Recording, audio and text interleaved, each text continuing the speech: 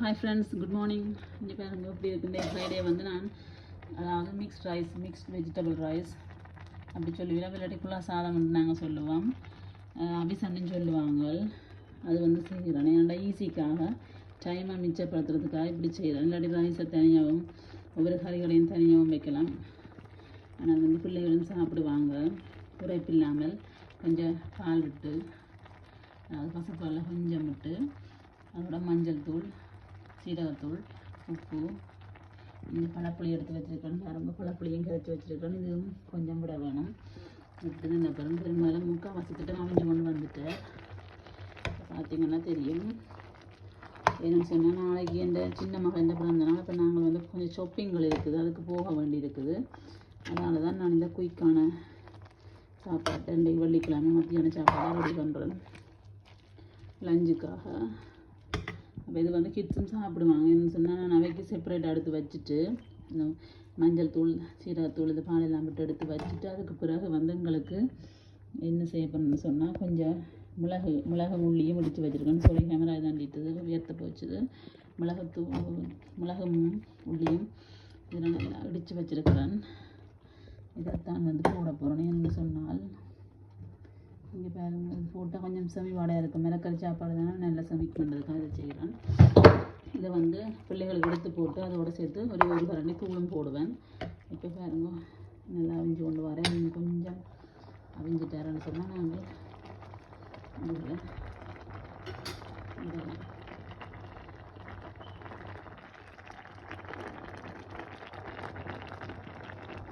இது வந்து ஊரில் கோயில் சோறு மாதிரி இருக்கும். எனக்கு நிறைய பிடிக்கும். என்னென்னு சொன்னால், எங்களோட ஊர் கோயில் சோறு மாதிரி இங்கே வந்து வெளிநாடுகளில் வந்து எங்களோட ஊர் கோயில் சோறு மாதிரி கிடைக்காது. சரியான பெரும்பாலும் நான் இது வரைக்கும் சாப்பிட்டதே இல்லை. வெள்ளைச்சோறு தருவாங்க, ஈஸி குக் ரைஸாக இருக்கும். இல்லாட்டி பாஸ்மதி ரைஸ் மாதிரி இருக்கும். அந்த ஈஸி குக் பெரும்பாலும் ஈஸி குக் ரைஸ் தான். இந்த ரைஸுக்குள்ளே நிறைய சாம்பார் விட்டு தருவாங்க. ஆனால் ஊர்லேன்னு சொன்னால் அந்த குத்தரிசி, அதாவது ஹை குத்தரிசி, ப்ரௌன் ரைஸ்ன்னு சொல்லுவேன்னா, அந்த ரைஸை வந்து இப்படி எல்லா மிளகறிகளும் போட்டு அதோட சேர்த்து அவிப்பாங்க. இல்லாட்டி வந்து சோறை மட்டும் தனியாக சமைச்சு போட்டு பூசணிக்காய், கத்திரிக்காய், வாழைக்காய், பைத்தங்காய், பருப்பு, உருளைக்கிழங்கு, கரட்டுகள், எல்லா வகையான மிளகறிகளும், தக்காளி பழம், எல்லா வகையான மிளகறிகளையும் போட்டு அவிச்சு கறியாக்கி போட்டு அந்த கறியாக்கி போட்டு மிக்ஸ் பண்ணி குழச்சி தருவாங்க. அதான் கோயில்சோறு. அந்த மத்தியானம் கோயிலுக்கு போயிட்டு அந்த மத்தியானம் அதை சாப்பிடக்குள்ள இருக்கிற சந்தோஷமும், அந்த வயிற்றில் இருக்கிற நிறைவும், அந்த மனதில் இருக்கிற நிறைவும் வந்து வெளிநாட்டில் சாப்பிட்றாங்க. அது வந்து இங்கே நடைமுறைக்கு ஏற்ற மாதிரி செய்யணும். ஆனால் வந்து எங்களோட கோயில்சோறு மாதிரி வராது இங்கே சாப்பிட்றாங்க. அதனால தான் எங்களை ஆக்கள் எல்லா சந்தோஷத்துக்காக தான் கொள்ளையில் ஊருக்குன்னு சொல்லிட்டு பிள்ளைகளையும் வெயில் நாட்டில் கொண்டே கொஞ்சம் காட்டி வெயில வந்து அனுபவிச்சுட்டு வரலாம். மற்றது பிள்ளைகளுக்கு வெயிலில் வந்து ஸ்கின் தோல் வந்து பட்டால் கொஞ்சம் வருத்தங்கள், இந்த கடிகள், ரேஷ் மாதிரியான பிரச்சனைகள் இல்லாமல் பிள்ளைகளுக்காக போடுவாங்க. இப்போ அதில் ஒரு சந்தோஷமான இதுதான் இந்த கோயில்சோறுன்னு சொல்கிறது. அப்போ நாங்கள் வீட்டில் இட்டு செய்ய எங்களுக்கு அந்த டேஸ்ட்டும் கொஞ்சம் வரும். அதோட சந்தோஷமாக இருக்கும். அதோட வெள்ளிக்கிழமை நம்மளுக்கு நல்லா இருக்கும். அதுக்காக தான் நான் இதை செய்கிறேன். நான் பெரும்பாலும் செய்யணும். ஆனால் எங்கள் ஹஸ்பண்டுக்கு பெருசாக இப்படி மிக்ஸ் பண்ணி செய்கிறது பிடிக்கிறதில்லை. தனித்தனி கறியாக தான் நான் குக் பண்ணியிருந்தேன். நான் எனக்கு டைம் இல்லை.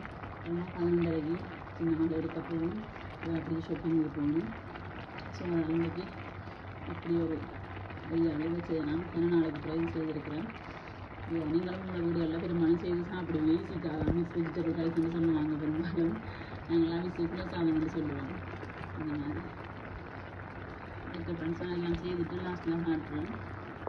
இங்கே பாருங்க, நியலி ரெடி ஆகிட்டுது. நான் வந்து இதுக்கு கடலையும் போட்டுருக்குறேன். கடலை 2 நிமிஷம் வச்சு அதோட இதை தாளித்து போட்டால் அந்த டேஸ்ட்டாக இருக்கும். அந்த சொல்லி போட்டு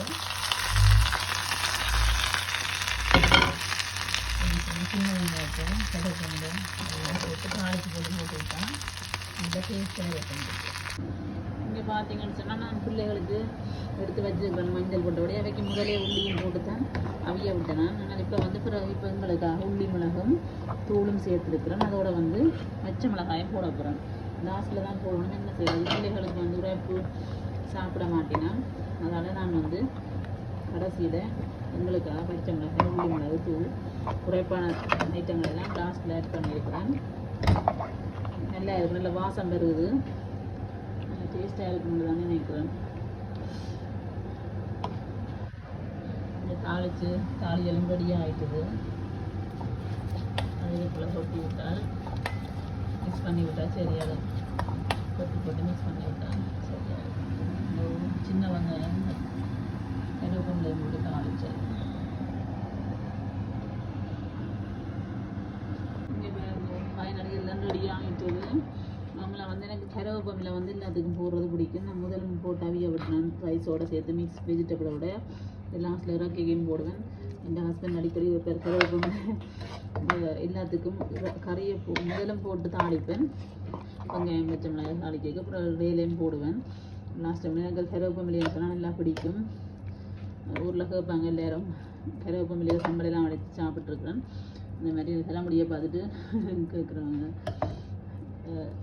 கருவேப்பிலை எனக்கு சாப்பிட்றதாலையா அப்படி இருக்குன்னு சொல்லி நல்ல கருவேப்பிலை வந்து நீங்கள் சாப்பிட்டா உங்களுக்கு மூளை விளையாடும். அதோட வந்து நல்ல தலைமுடியும் கருவரண்டு வரும். ஸோ அதெல்லாம் ஹெல்ப் பண்ணுவேன். நான் அப்படியே சாப்பிடுவேன் கறி இதோட சேர்த்து சாப்பாட்டோடையும். சில பேருக்கு பிடிக்காது, அது எடுத்து வச்சுட்டு சாப்பிடுவாங்க. வாசத்துக்காக தானே போடுறேன்னு சொல்லி அது அவங்களோட விருப்பம்.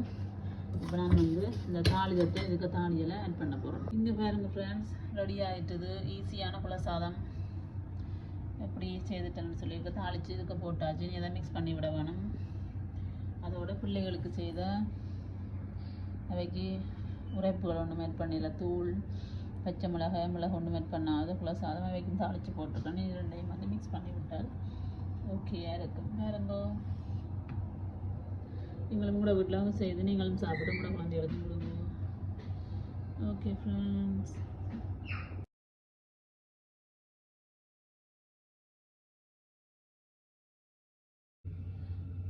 பார்த்திங்கன்னா குல சாதம் ரெடி நாங்கள் சாப்பிட்றதுக்கு. அதோட வந்து பிள்ளைகளுடைய குல சாதமும் இதோட பப்படம் பொரிச்ச வழியாக ஈஸியாக இந்த லஞ்ச் வந்து முடிஞ்சது. பாருங்க, ஒன்றும் கணக்க பொறி பண்ண தேவையில்லை, ஸ்ட்ரெஸ் பண்ண தேவையில்லை. 1 ஹவரில் இந்த இது சாப்பாடு செய்யக்கூடிய மாதிரி இருக்கும். உங்களுக்கு ஈஸியாக இருக்கும். அதோட ஹெல்த்தியான போடும். அந்த ஹெல்த்தி இல்லைன்னு சொல்லினாலும் என்ன சொன்னால் ஹெல்த்தி என்று தான் சொல்ல வேணும்.